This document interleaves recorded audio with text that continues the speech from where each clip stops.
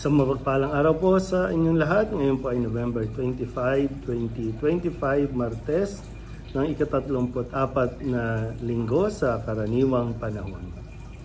Ang ating unang pagbasa at pagninilay sa araw na ito ay hinango mula sa aklat ni Propeta Daniel, chapter 2, verses 31 to 45.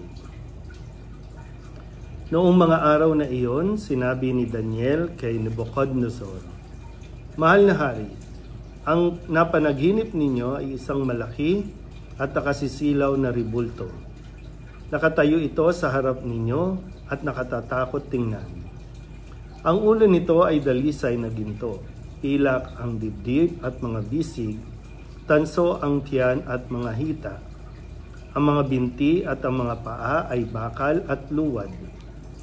Habang ito'y tinitingnan ninyo, may batong natipak sa bundok. Bumagsak sa mga paa ng ribulto at nadurog ang mga paa. Pagkatapos nadurog ding lahat ang bakal, luwad, tanso, pilak at ginto. Ano pat naging parang ipa. Tinangay ito ng hangin at walang naiwan kahit bakas. Samantala, ang tipak ng batong bumagsak dito ay naging isang napakalaking bundok na pumuno sa buong daigdig. Mahal na hari, iyan po ang inyong panaginip, at narito naman ang kahulugan. Kayo ay pinagkalooban ng Diyos ng kaharian, pinuspos ng kapangyarihan, kapamahalaan at karangalan. Niloob ng Diyos na masakop ninyo ang lahat ng tao, hayop at ibon sa lahat ng dako. Kayo ang katumbas ng ulong ginto.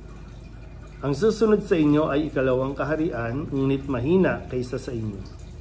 Pagkatapos lilitaw ang pangatlong kaharian na sinasagisag ng tanso, at sasakupin nito ang mga naunang kaharian. Ang pang-apat na kaharian ay sintigas ng bakal. Katulad ng nagagawa ng bakal, dudurugin ng kahariang ito ang buong daigdig. Ang ibig namang sabihin ng nakita ninyong mga paa na yari sa bakal at luwad ay ito. Mahahati ang kaharian, ngunit mananatili ang tigas ng bakal pagkat ito'y pinaghalong bakal at luwad. Ganito naman ang ibig sabihin ng mga paang yari sa pinaghalong bakal at luwad. Magiging makapangyarihan ang kaharian, ngunit madaling babagsak. Ang kahulugan ng pinagsamang bakal at putik ay halwang pag-aasawa, ngunit hindi ito magtatagal kung paanong di maaring paghaluin ng bakal at putik.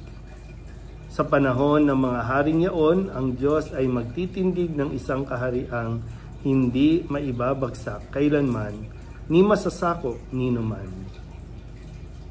Dudurugin nito at ganap na wawasakin ng iba pang kaharian. Ano pat hindi na makababangon ang mga iyon kahit kailan. Ang katulad nito'y yaong tipak ng batong dumurog sa ribultong yari sa bakal, luwad, tanso, pilak at ginto. Mahal na hari, ang mangyayari sa inaharap ay pinaalam na sa inyo ng dakilang Diyos. Iyan po ang inyong panaginip at ang kanyang kahulugan. Ang salita ng Diyos. Muli po, isang mapagpalang araw sa inyo pong lahat. Tayo po ay nasa huling linggo na ng tinatawag nating mga karaniwang panahon. Martes, no? Sa pagpapatuloy ng ating pong pagbabasa at pagninilay mula sa aklat ng Propeta Daniel, no? Isa sa apat na kabataan na kinilala ng Haring Nebuchadnezzar na maging tagapagpayo sa lahat ng aspeto, no, ng kanyang pamumuno, no, na isinasangguni niya at lahat nga ng sinasabi ni Daniel dahil sa gabay ng Panginoon ay nangyayari at naipapaliwanag ng lubusan. At dito nga sa araw na ito, sinusubok na ang katalinuhan o yung karunungang taglay ni Daniel na i-interpret niya yung panaginip ni Nebuchadnezzar na may mga hari na susunod sa kanya, mga kaharian na mapapabagsak. At ito ay mga pangitain na ipinagkaloob kay Daniel na maunawaan para maipaliwanag niya kay Haring Nabucodonosor dahil malaki po ang magiging epekto nito para sa hinaharap ng bayang Israel at bilang paghahanda na rin para sa lahi na pagmumulan ng isang hari na magiging hari ng Israel, at yan ay walang iba kundi ang ating Panginoong Hesukristo na noon pa man ay inihahanda na ang mga tao bago pa mangyari ang katuparan ng pangako.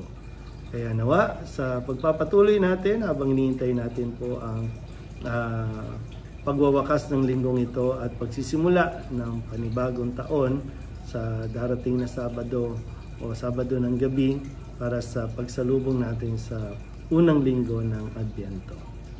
Muli po, isang mapagpalang araw sa inyo pong lahat.